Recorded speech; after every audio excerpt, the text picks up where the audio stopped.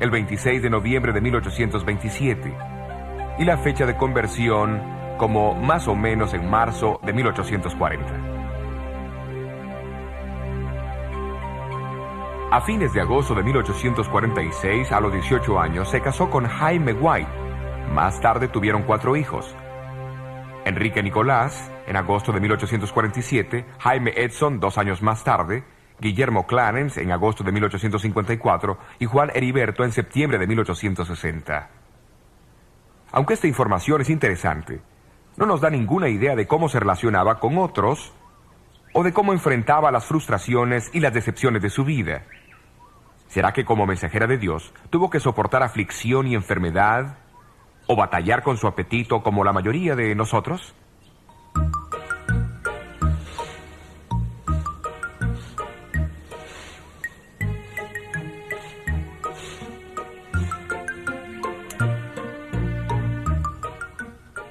De la misma manera, este registro no nos cuenta de su amor por los animales y las flores, en especial los pensamientos, o cuánto gozaba ir a las subastas o comer tomates.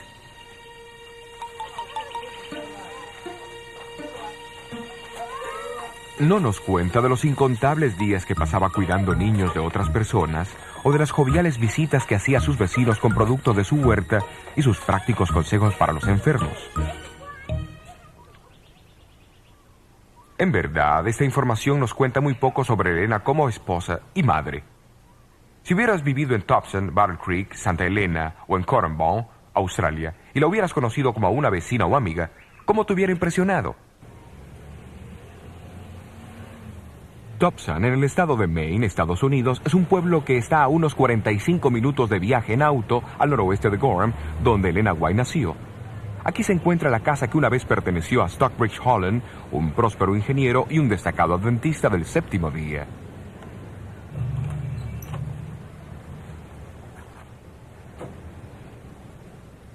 En octubre de 1847, los Holland ofrecieron a Jaime y Elena White, también a su pequeño hijito de solo 2 meses, Enrique, una parte de su casa en el segundo piso.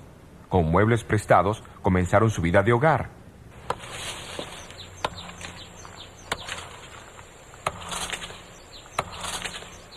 Aunque eran pobres, decidieron independizarse. Jaime White transportaba piedras en el ferrocarril y cortaba leña en el bosque, por lo que ganaba la enorme suma de 50 centavos al día.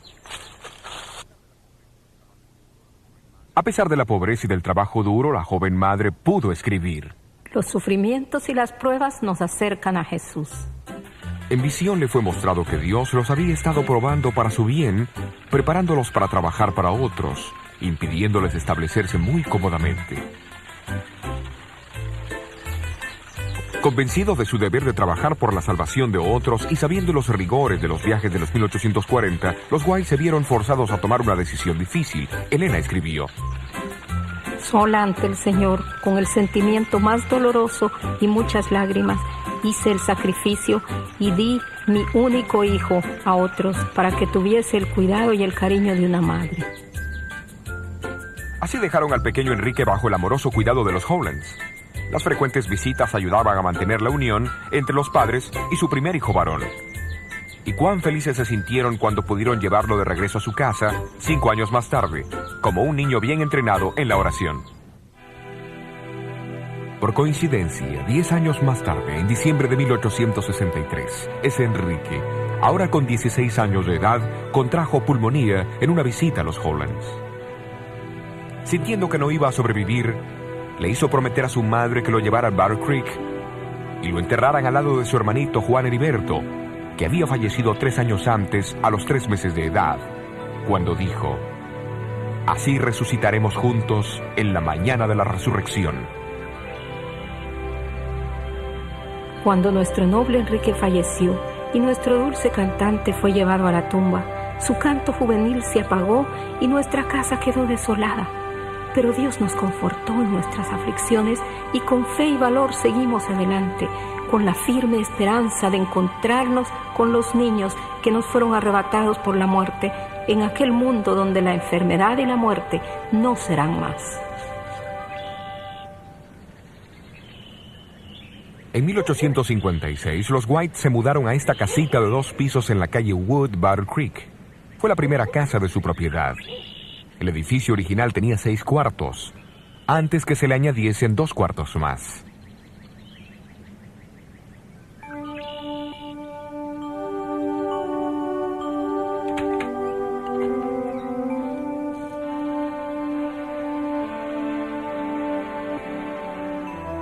El cuarto del frente en el primer piso servía como sala de recibo.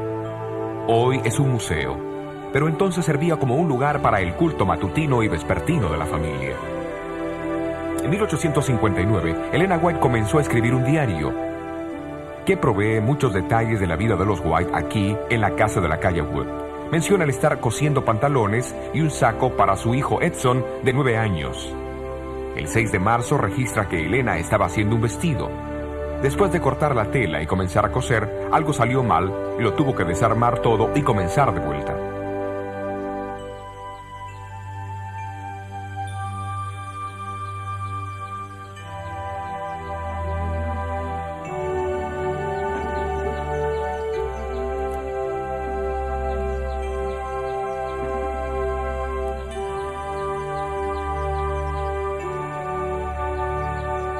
Elena White era una jardinera entusiasta.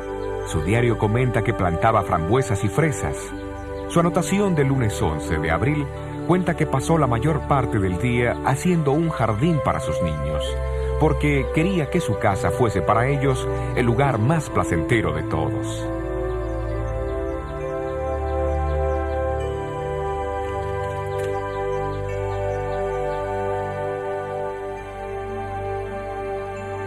El hogar de los White estaba siempre abierto a las visitas y a veces a la familia le parecía que operaba un hotel gratis. Una anotación del diario en junio menciona 35 personas comiendo a la mesa. Al día siguiente, Elena escribió una corta frase. Todos estábamos muy cansados.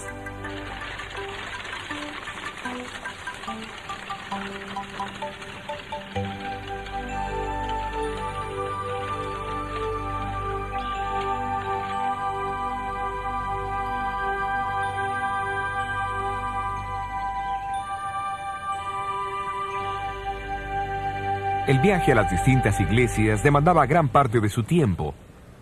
Durante los viajes largos, Elena no se olvidaba de sus niños y se mantenía en contacto con ellos por medio de frecuentes cartas.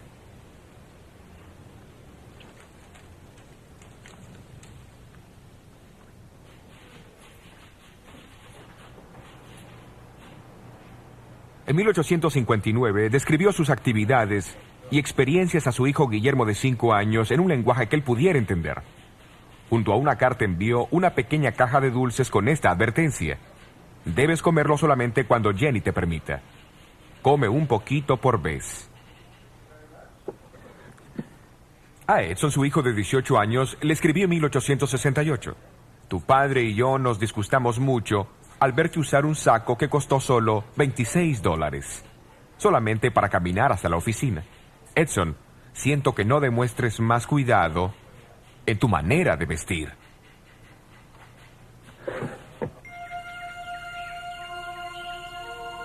Cuando no viajaba cada mañana, dedicaba algunas horas para escribir. A la tarde se dedicaba a coser, remendar, tejer o hacer viajes ocasionales de compras al pueblo o visitar a los vecinos enfermos. Después de recibir la visión concerniente a la salud en 1863, los White regresaron a su casa, determinados a poner en práctica lo que ella había visto.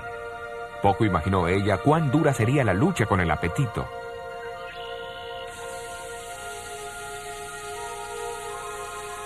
Hasta ese momento, la carne había sido el principal ingrediente en su dieta. Le agradaba comerla y no le gustaban las comidas simples ni las no refinadas. Aún más, creía que necesitaba la carne para tener fuerzas, puesto que su salud era débil y a menudo se desmayaba varias veces a la semana. Sin embargo, en la visión vio las ventajas de una dieta simple, libre de alimentos estimulantes.